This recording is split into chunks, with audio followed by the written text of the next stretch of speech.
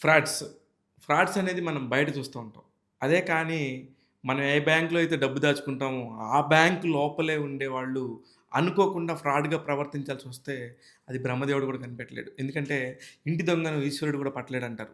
అలాంటి ఒక కథనే 'సత్యదేవ్ అండ్ ధనంజయ్' కీలక పాత్రలో 'జీబ్రా' అనే సినిమాలో పోషించారు. సూపర్బ్ నేరేషన్ అనమాట యాక్చువల్లీ.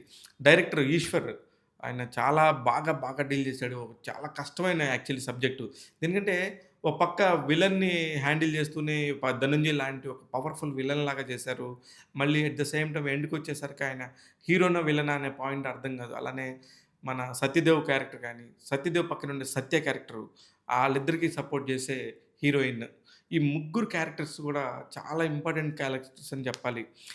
ఇట్లాగా చెప్పుకుంటూ పోతే ఈ సినిమాలో ఏంటి ఇంపార్టెంట్ అంటే ఒక బ్యాంక్స్‌లో ఇన్ని రకాల ఫ్రాడ్స్ ఉంటాయా?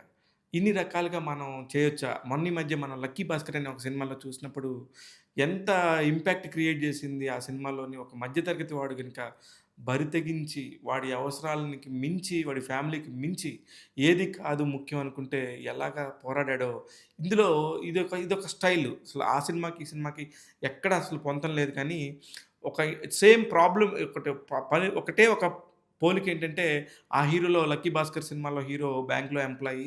ఇక్కడ హీరో 'సత్యదేవ్' గూడా బ్యాంక్ ఎంప్లాయీ. ఇదొక్కటి మాత్రమే మ్యాచ్ అవుద్ది గానీ, మిగతా అన్నీ గూడా వేరే టాపిక్స్. ఫెంటాస్టిక్‌గా తీశారని చెప్పాలి. కాతే ఈ సినిమాకి సంబంధించి ప్రాబ్లమ్ ఏంటంటే, చాలా కొంచెం హై టెక్నాలజీ కొంచెం రెగ్యులర్ సినిమా గోయర్ అయి ఉండాలి. బాగా చదువుకున్నోళ్ళకే ఈ సినిమా అర్థమవుద్దనేది మాత్రం నా పాయింట్ ఆఫ్ వ్యూ. నేను ఖచ్చితంగా ఐయామ్ నాట్ ష్యూర్. బీసీ సెంటర్‌లకు మాత్రం ఇది కొంచెం ఇబ్బందికర పరిస్థితనే అనిపిచ్చింది ఈ సినిమా చూసినప్పుడు. ఎందుకంటే చాలా హై వాల్యూస్‌తో ఉన్నది. చాలా టెక్నికల్‌గా గూడా చాలా డైలాగ్స్ చాలా టెక్నికల్‌గా కూడా ముందున్నాయి. ఇకపోతే ధనంజయన్ పాత్ర మాత్రం ఇట్స్ ఫ్యాబులస్. 'పుష్ప' సినిమాలో జాలిరెడ్డి పాత్రలో నటించారాయన.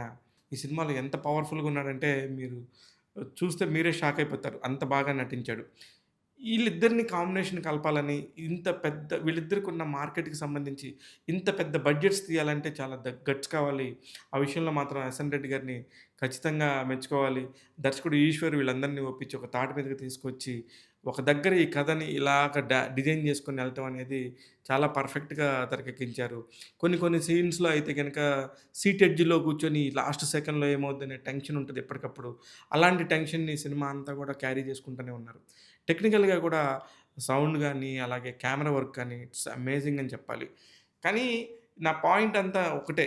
అక్కడక్కడే తిరుగుతుంటది. ఆ బ్యాంక్ చుట్టూను, లేకపోతే ఆ ధనంజయ్ చుట్టూను. ఇక్కడిక్కడే ఉంటది కథంతా గూడా. అదొక్కటి కొంచెం ప్రాబ్లము.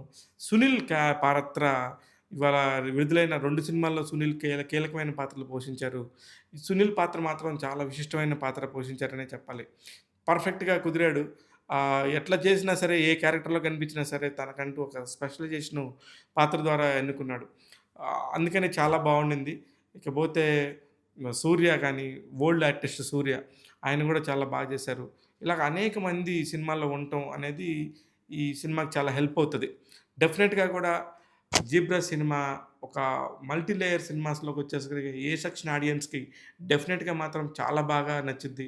ఇకపోతే 'సత్యదేవ్' పెర్ఫార్మన్స్ ఒక్కొక్క దగ్గర చించేసాడని జెప్పాలి. నెక్స్ట్ లెవెల్ అని చెప్పాలి. అంత బాగా నచ్చింది నాకైతే టెక్నికల్‌గా.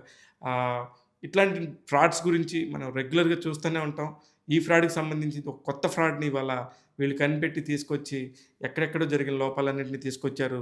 బ్యాంక్ ఎంప్లాయీస్‌కి మధ్యలోనే చాలా ప్రాబ్లమ్స్ ఉంటే ఒక్కొక్కళ్ళు ఎలా పడతారనేది ఈ సినిమాలో చూపించొచ్చు. 'జీబ్రా' అంటే యాక్చువల్లీ బ్లాక్ అండ్ వైట్‌లో ఉంటది. Why why black and white అంటే మన మనీ అంతా గూడా ఎప్పుడు మనం మాట్లాడితే బ్లాక్ అండ్ వైట్‌లోనే మాట్లాడతాం. అందుకే ఈ సినిమా టైటిల్ 'జీబ్రా' అని పెట్టారు. ఈ 'జీబ్రాలో' అసలకి అనేక క్యారెక్టర్స్ కూడా ఈ బ్లాక్ అండ్ వైట్ గురించి మాట్లాడటం గాని, అలాగే ముఖ్యంగా సత్యరాజ్ పాత్ర ఒకటి గురించి, కట్టప్ప సత్యరాజ్ పాత్ర గురించి ప్రత్యేకంగా చెప్పాలి. ఈ బ్లాక్ అండ్ వైట్ చేయటానికి, దొంగ సర్టిఫికేట్‌లు పుట్టియటానికి అసలు ఎలాగా నడుస్తది సిస్టమ్ అంటే, దానికో పెద్ద సిస్టాన్నే చూపిచ్చారు. ఇన్ని రకాల సిస్టమ్స్ ఉంటాయా అని కంగారు పుట్టించే పరిస్థితి అయితే మాత్రం సినిమా చూసినప్పుడు కలిసింది. అలాగే the heroine 'Priya Bhavani Shankar' amazing role చేసింది. ఆ అమ్మాయి కూడా వన్ ఆఫ్ ది బ్యాంకర్ లాగా ఉన్నారు. సూపర్బ్ క్యారెక్టర్ చేసింది. ఇట్లాగా చాలా క్యారెక్టర్స్ కూడా చాలా బావున్నాయి. 'సత్య' అండ్ 'సత్యదేవ్' 'ప్రియ భవాని శంకర్' మధ్య ఉండే కామెడీ సీన్స్ కంటే నేను పెద్దగా ప్రిఫరెన్స్ ఇవ్వట్లేదు. కారణం ఏందంటే 'సత్య' అంతకుముందే మనల్ని ఎన్నో సార్లు కడుపుబ్బి నవ్వించాడు. కానీ ఇది క్యారెక్టర్ వైస్‌లో కూడా అతను వన్ ఆఫ్ ది బ్యాంకర్స్ లిస్ట్‌లో ఉండటంతోని ఆ క్యారెక్టర్స్‌తో పాటు ఉంది కానీ సెపరేట్‌గా ఒక కామెడీలాగా 'సత్య'కేం లేదు. కానీ 'సత్య' కూడా ఈ సినిమాకి సంబంధించి ఒక కీలకమైన రోల్ మాత్రం పోషించారని చెప్పాలి. టాగ్ తెలుగు 'జీబ్రా' సినిమాకి ఇస్తున్న రేటింగ్ 3/5. నేను మీ శివ మల్లాల.